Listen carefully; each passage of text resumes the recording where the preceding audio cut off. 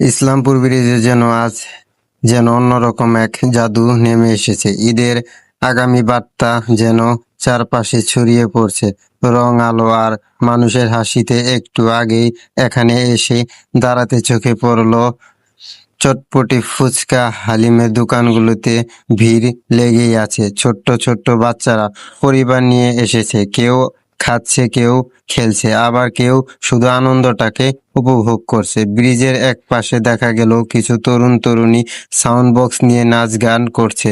তাদের হাসি আর উচ্ছ্বাস যেন চারপাশে মানুষকে ছুঁয়ে দিচ্ছে। অন্যদিকে বসেছে নানা রকম গেম, কেউ লক্ষ্যভেদ করছে, কেউ পুরস্কার জিতছে, আর কেউ শুধু বন্ধুদের সঙ্গে বসে গল্প মেতে উঠেছে।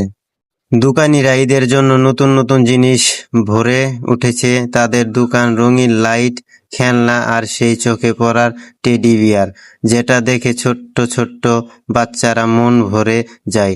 মনে হয় এই ছোট্ট ছোট্ট জিনিসগুলোই যেন আমাদের আনন্দকে আরো বড় করে তোলে।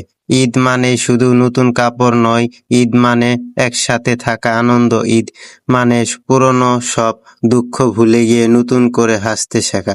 হাজার বছরের ইতিহাস জুড়ে ঈদ আমাদের শিখিয়েছে ভাগাভাগি করে নেওয়া, একে অপরের পাশে দাঁড়ানো আর ভালোবাসা ছড়িয়ে দেওয়া। ঈদের সূচনা হয়েছিল ত্যাগ আর আত্মসম্পূর্ণের এক মহা শিক্ষার মাধ্যমে। সেই শিক্ষা আজও আমাদের মনে করিয়ে দেয় মানুষের ভেদাভেদ ভুলে গিয়ে সবাই নিয়ে আনন্দ করতে হয়।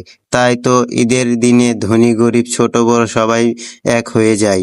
আজ ইসলামপুর ব্রিজে দাঁড়িয়ে মনে হচ্ছে আমরা বাঙালি সত্যি আনন্দ করতে জানি। কেউ গান গেয়ে, কেউ বা পরিবার নিয়ে ঘুরতে, আবার বন্ধুদের সঙ্গে আড্ডা দিয়ে নিজের মতো করে সবাই ঈদকে উদযাপন করছে।